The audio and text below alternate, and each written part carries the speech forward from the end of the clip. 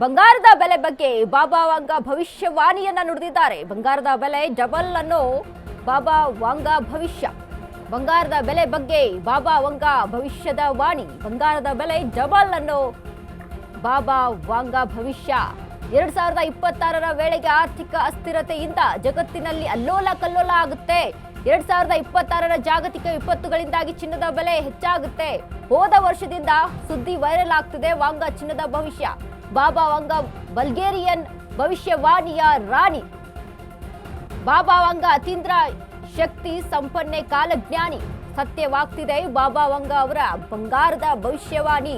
ಶೀಘ್ರವೇ 10 ಗ್ರಾಂ ಚಿನ್ನಕ್ಕೆ 2 ಲಕ್ಷ ರೂಪಾಯಿ ಫಿಕ್ಸ್. ಹಾಗಾದ್ರೆ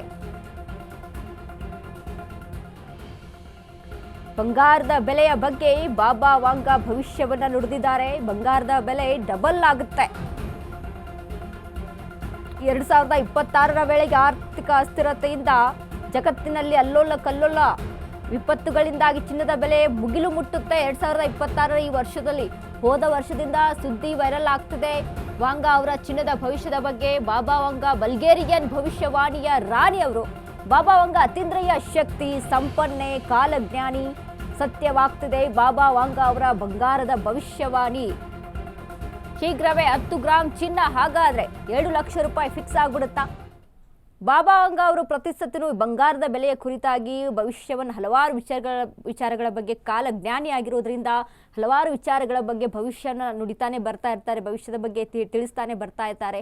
ಆದರೆ ಈಗ ಜಗತ್ತಿನಲ್ಲಿ ಈ ಆರ್ಥಿಕ ಸ್ಥಿರತೆ ಏನಿದೆ ಅದು ತುಂಬಾ ಹದಗೆಡುತ್ತೆ, ತುಂಬಾ ಅಲ್ಲೋಲ ಕಲ್ಲೋಲ ಆಗುತ್ತೆ ಅನ್ನುವಂಥ ಭವಿಷ್ಯವನ್ನ ಸಹಿತ ನುಡಿದಿದ್ದಾರೆ. ಇನ್ನು ಅದರಂತೆ ಈ ಬಂಗಾರದ ಬೆಲೆಯ ವಿಚಾರಕ್ಕೆ ಸಂಬಂಧಪಟ್ಟಂತೆ ಹೆಚ್ಚಿನ ರೇಟನ್ನ ಇಲ್ಲಿ ಆಗುತ್ತೆ, ಹೆಚ್ಚಿನ ಬೆಲೆ, ಇನ್ನೂ ಹೆಚ್ಚಿನ ಬೆಲೆ ಆಗುತ್ತೆ ಅನ್ನುವಂಥದ್ದನ್ನ ಈಗ ಬಾಬಾ ವಾಂಗ ಭವಿಷ್ಯವನ್ನ ನುಡಿದಿರುವಂಥದ್ದು ಸತತವಾಗಿ ನಾವು ಈ ವರ್ಷ ಗಮನಿಸ್ತಾ ಇದ್ದೀವಿ. ಈ ಬಾಬಾ ವಾಂಗ ಅವರ ಭವಿಷ್ಯವಾಣಿ ಏನಿದೆ ಇದು ಬಂಗಾರದ ಬಗ್ಗೆನೇ ಹೆಚ್ಚಾಗಿ ಒಂದು ಪ್ರಸ್ತಾಪನೆಯನ್ನ ಮಾಡ್ತಾ ಇರ್ತಾರೆ. ಸೊ ಹೀಗಾಗಿ ಈ ಬಂಗಾರ ಇನ್ನು 2 ಲಕ್ಷ ರೂಪಾಯಿ ದಾಟ್ಬಿಡುತ್ತಾ, 2 ಲಕ್ಷ ರೂಪಾಯಿ ಹೋಗಿ ಮುಟ್ಬಿಡುತ್ತಾ ಅನ್ನುವಂಥ ಟೆನ್ಷನ್ ಗ್ರಾಹಕರಿಗೆ ಒಂದು ರೀತಿಯಾಗಿ ಬರೆ ಎಳೆಯುವಂಥ ಒಂದು ಟೆನ್ಷನ್ ಶುರು ಆಗ್ಬಿಟ್ಟಿದೆ. ಇದೀಗ 2 ಲಕ್ಷ ರೂಪಾಯಿ ದಾಟ್ತಂದ್ರೆ ಹೇಗಪ್ಪ ಬಂಗಾರವನ್ನ ಖರೀದಿಸೋದು? ಬಾಬಾ ವಾಂಗ ಅವರ ಭವಿಷ್ಯವಾಣಿ ನಿಜವಾಗಿ ಬಿಟ್ರೆ ಹೇಳ್ತೀವಿ ಈ ಬಂಗಾರ ಅನ್ನೋದಂಥದ್ದು ಎಲ್ರಿಗೂ ಕೂಡ ಒಂದು ಅಂದರೆ ಮುಟ್ಟೋಕ್ಕೂ ಕೂಡ ಸಾಧ್ಯ ಆಗಲ್ಲ, ಅಷ್ಟರ ಮಟ್ಟಿಗೆ ಹೋಗಿ ಅಲ್ಲಿ ತಲುಪಿಡುತ್ತೆ ಅನ್ನುವಂಥದ್ದು ಇಲ್ಲಿ ಕಾಣಿಸ್ತಾ ಇರುವಂಥದ್ದು. ಆದರೆ ಯಾಕೆ ಈ ಬಂಗಾರದ ಬೆಲೆ ದಿನದಿಂದ ದಿನಕ್ಕೆ ಹೆಚ್ಚಾಗ್ತಾ ಇದೆ, ಏನು ಸಮಸ್ಯೆ, ಏನು ಯಾವ ಕಾರಣಕ್ಕಾಗಿ ಆಗ್ತಾ ಇದೆ ಅನ್ನುವಂಥದ್ದನ್ನು ನಾವು ಗಮನಿಸ್ತಾ ಹೋದರೆ ಈಗ ಶೇರ್ ಮಾರ್ಕೆಟಲ್ಲಿ ಹೂಡಿಕೆದಾರರು ಬಂಗಾರದ ಮೇಲೆ ಹೆಚ್ಚಾಗಿ ಹೂಡಿಕೆ ಆಗ್ತಾ ಇದೆ, ಬಂಗಾರ ಬೆಳ್ಳಿಯ ಮೇಲೆ. ಯಾಕಂದರೆ ಬಂಗಾರದ ಮೇಲೆ ಯಾಕೆ ಆಗ್ತಾ ಇದೆ ಅಂತ ಅಂದರೆ ಖರೀದಿ ಮಾಡುವವರಂಥ ಸಂಖ್ಯೆ ಹೆಚ್ಚಾಗ್ತಾ ಇದೆ. ನಾವು ನೋಡ್ತೀವಿ ಈಗಲೂ ಸಹಿತ ಒಂದು ಬಂಗಾರದ ಬೆಲೆ ಇಷ್ಟು ಜಾಸ್ತಿ ಆಗಿದೆ ಅಂತ ಅಂದರೆ ಬಂಗಾರದ ಶಾಪ್ಗಳಲ್ಲಿ ನಾವು ನೋಡಿದಾಗ ಜಂಗುಳಿ ಅಪ್ಪ ಇನ್ನೂ ಮುಂದಿನ ದಿನಗಳಲ್ಲಿ ಇನ್ನೂ ಜಾಸ್ತಿ ಆಗಿಬಿಟ್ರೆ ಏನು ಮಾಡೋದು ಅನ್ನುವಂಥ ಟೆನ್ಷನ್ನಿಂದ ಖರೀದಿಗೆ ಮುಂದಾಗ್ತಾ ಇದ್ದಾರೆ ಗ್ರಾಹಕರು.